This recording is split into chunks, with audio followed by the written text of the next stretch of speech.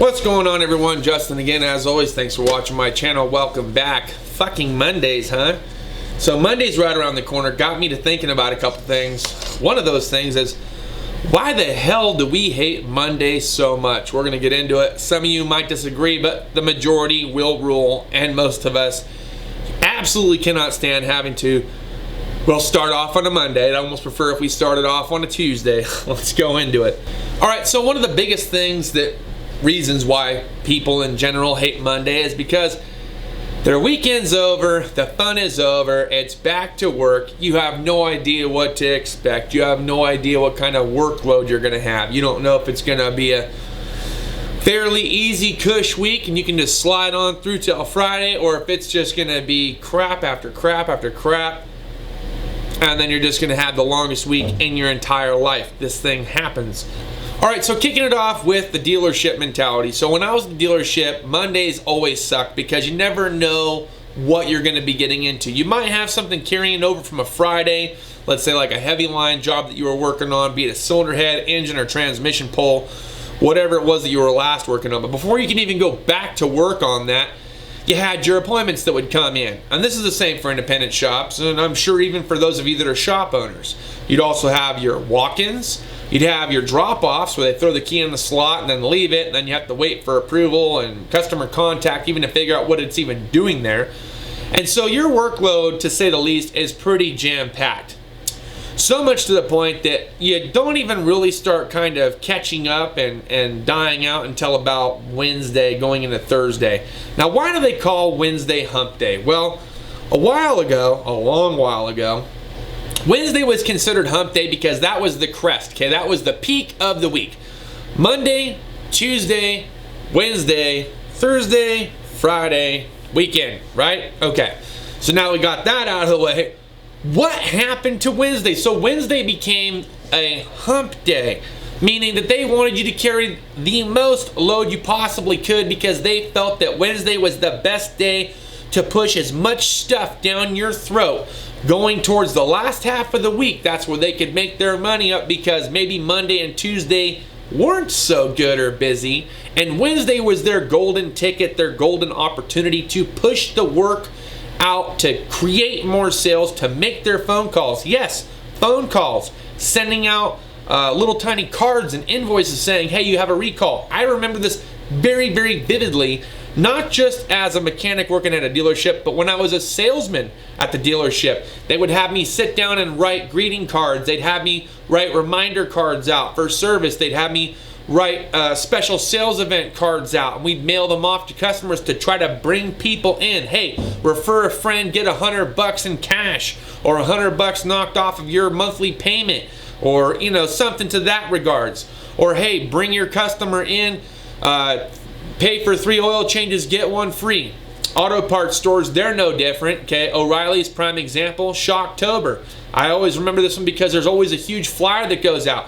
Buy 3 Monroe or Ranchero shocks, get 1 free, right? Making you feel like you get something out of it. So that's always there's a sales tactic to the whole thing. And there is reasons why they send you out these cards, because they want to remind you, hey, in case you forgot, you have a vehicle and we can do stuff for you for the vehicle and cut you some slick deals. So instead of spending all your money at the Walmart or whatever buying Christmas presents, don't forget your means of transportation probably means a little bit more, and we're willing to hook you up during the holidays. See? Sales tactic. Okay, that's how they get you in the door. Another reason is, hey, here's a recall, an open recall or rapid response transmittal, and if you don't get this done soon, it's possible that your entire family could end up in a horrible car accident and you could all die. Sales tactic, right? Now, that's not saying that there's not some truth to that, because we all remember the Takata airbags. There was some wiring issues with Chrysler products that the whole vehicle would catch fire. Look, there are certain situations that, yeah, you want to make sure that you get that vehicle brought into the dealership.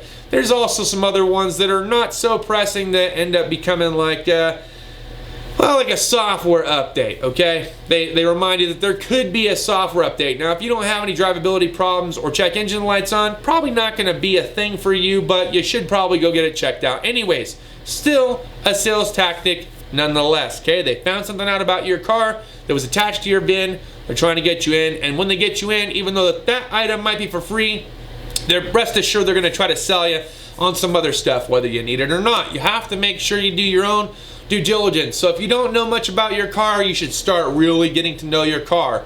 Where's the brake fluid? Where's the power steering fluid? Where's the transmission fluid? Where's the engine oil? Where's the air filter? Where's the cabin air filter? These 5 things are going to save you a lot of time and hassle, especially when it comes down to that inspection card. And maybe even like the whole, if you can go the extra mile, and not everyone's capable of going the extra mile, maybe have a little tread depth gauge, check your tires, see where your tread's at. Maybe take a peek with a flashlight through the rim if it's possible to see what your rims look like, or your brakes look like, I'm sorry. Maybe if it's possible and you have a flashlight, shine a flashlight through the rim, see if you can see how much thickness or pad life you have on your brake pads. Make sure you're not getting ripped off on that. Now that's not always a be-all end-all tell either, because as most shops and mechanics will tell you, there's always 2 sides to a pad. Sometimes the inside wears out faster than the outside. Sometimes the outside wears out faster than the inside. If you start hearing some grinding, you probably have a problem. If you hear a little squeak and it's a muggy day, or it's a humid day, or it's a moist day, probably wouldn't be too concerned about it, but a flashlight always helps, and you can always get it checked out. Tire pressure, another one of those things that people fail to check out. As long as you keep up on it, you go to the gas station, you get your gas filled. I'm not saying you got to check it every time, but if it's been a couple of weeks since you checked your tire pressure, you might check the tire pressure and just see where it's at. Now you can do this in your instrument cluster too, which will actually give you a pretty good reading, unless you have a TPM fault, which tells you that your tire pressure is not correct, even though it is correct. So you're going to want to check it a little bit more frequently. I'm just telling you, it's good knowledge to know where your fluids are, and you can check the condition. You can smell for something that's burnt. You can see if something's too oily. You can see if the coolant level looks like it's proper. You know, things like that. Check your oil level. Make sure you don't have any leaks. Little small things like this will save you some nightmare and headaches, because when you go in for that inspection, I know I was taught as a young dealer tech, if it's over a certain mileage, whether it looks like it needs it or not, you recommend it. That's what I was taught, because that was an upsell or a potential upsell. Customer freaks out, they pay for unnecessary work. It's the way that it goes. All right, so those are my thoughts and opinions on why I hate Mondays, what I think hump day means to your employer versus what it means to us as the mechanic, and then furthermore, what you could be doing as far as inspection stuff goes as yourself prior to you taking your vehicle in. From time and time again, I get messages on Instagram, Facebook, and even here on YouTube that ask me what I think about this, and they'll send me a little video clip or a picture. Look guys, all you gotta do is learn your car. You don't need to be a master mechanic, okay? And I know that some of you guys have a hard time trying to find Haynes and Chitlin manuals because they don't sell them at your local auto parts store. That doesn't necessarily mean that they're not available. You could still find those manuals, those service manuals, on the internet via eBay, Amazon. I'm sure that if there is a will, there is a way. If you want that book bad enough, you will find a way of being able to find that service manual for your specific vehicle. Now, when I recommend buying a book from everybody, no. Now look, I started off my little career this way, okay? Every vehicle that I bought the Haynes manual to it, just so that way I always had it until I had enough vehicles where I had to wash my hands of it, because there was a better piece of information for me that I had free to my disposal, which was like Identifix and ALLDATA. Now as a mechanic, that is a huge perk and benefit, the fact that I can log in and actually pull up torque specs, pull up schematics and wiring diagrams and so forth.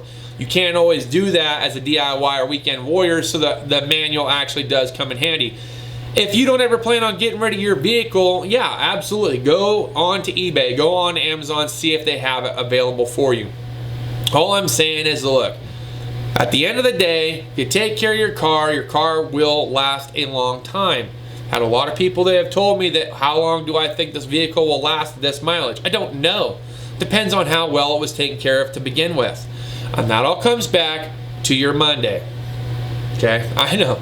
We hate Mondays, but that Monday, when you take your vehicle in for service, you need to start keeping a record. Even if you take an envelope, an empty envelope, and start putting all your receipts in it to show maintenance, proof of maintenance at that one specific shop. Get in the habit of going to that one specific shop. Keep record of everything. Your vehicle should last a long time. We as mechanics might hate Mondays. We might not even be huge fans of Wednesdays.